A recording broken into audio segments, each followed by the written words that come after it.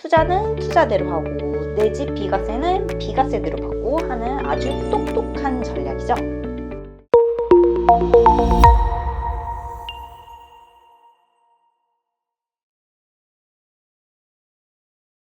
안녕하세요, 부전노트입니다. 여러분, 오늘은 부동산 매매 사업자를 한번 알아보도록 할게요. 만약에 여러분들이 부동산 단기 매도로 1억의 수익을 내면 세금이 얼마가 나오는지 아세요? 개인이면 지방세까지 무려 77%, 7,700만 원을 내게 됩니다. 수익 대비 남는 게 없죠. 그런데 이걸 매매 사업자로 하면 세금이 확 줄어들고 심지어 대출 이자와 기름값까지 공제를 받을 수 있습니다. 오늘 영상에서는 직장인도 매매 사업자가 가능한지, 또 세금은 얼마나 줄어드는지, 조심해야 할 단점까지 딱 알려드리도록 할게요. 영상을 끝까지 보시면 세금을 수천만 원 아낄 수 있는 꿀팁을 가져가시는 겁니다. 자, 먼저 매매 사업자가 뭘까요? 쉽게 말해서 부동산을 사는 집이 아니라 파는 상품으로 취급을 해서 사업을 하는 사람을 말합니다. 부동산을 사고 파는 행위를 업으로 하는 것이죠. 가장 많이 물어보시는 것이 직장인인데 매매 사업자를 할 수 있을까요? 라는 질문입니다. 결론부터 말씀드리면 가능합니다. 세법상 직장인이 사업자를 내는 것은 문제가 없어요. 그러나 회사 내규는 꼭 확인을 해야겠죠.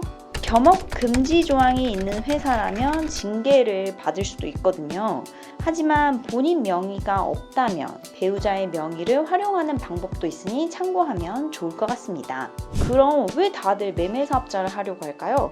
바로 세금 때문입니다. 개인이 1년 미만 단기 매도를 할 경우에는 아까 말씀드렸던 것처럼 양도세가 77%입니다. 세금이 굉장히 높죠. 그런데 매매 사업자는 양도소득세가 아닌 종합소득세율을 적용하게 됩니다. 이게 6에서 45%의 세금인데요. 단기 매도를 하게 되면 세금 차이가 어마어마하겠죠. 여기에 플러스 경비 처리가 됩니다. 개인은 집을 살 때 취득세나 중개수수료 등 기본적인 것만 빼주잖아요. 그런데 매매 사업자는 조금 다릅니다. 대출 이자, 도배장판 비용이나 수리비, 그리고 저희가 임장 다닐 때 쓰는 톨비, 기름값, 식대 등 이런 비용들이 모두 공제 처리가 가능합니다. 이런 것들을 모두 비용으로 인정을 받아서 세금을 더 낮출 수 있습니다. 이게 정말 혜자스러운 혜택이죠. 그럼 경비 처리는 어떻게 할까요? 홈택스에 사업용 신용카드를 등록하면 됩니다. 홈택스에 로그인을 해서 조회 발급에 들어가면 사업용 카드 등록 메뉴가 있어요. 여기에 여러분들이 쓰는 카드를 등록을 해두고 임장을 가서 밥을 먹거나 또 주유를 하거나 할 때 이 카드를 쓰면 됩니다. 그리고 나중에 비용 처리를 하면 되죠. 참 쉽죠? 그리고 이것도 많이 궁금해 하시는데요. 도대체 몇 개를 사고 팔아야 매매 사업자로 인정을 받을까요?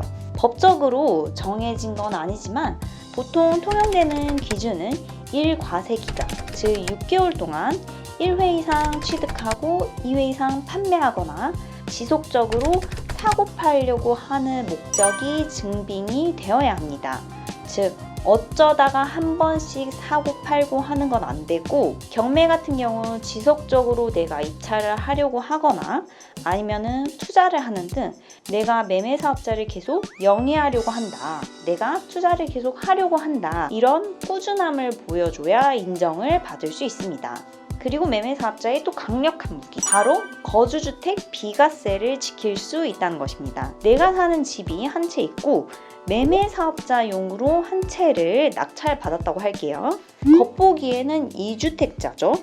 하지만 매매 사업자로 등록을 하고 매매 사업자로서 요건을 갖추면 나머지 한 채는 집이 아니라 재고자산으로 봅니다. 그래서 내가 사는 집을 팔 때 나머지 한 채는 주택수에서 빼고 1세대 1주택 비과세를 받을 수 있는 길이 열립니다.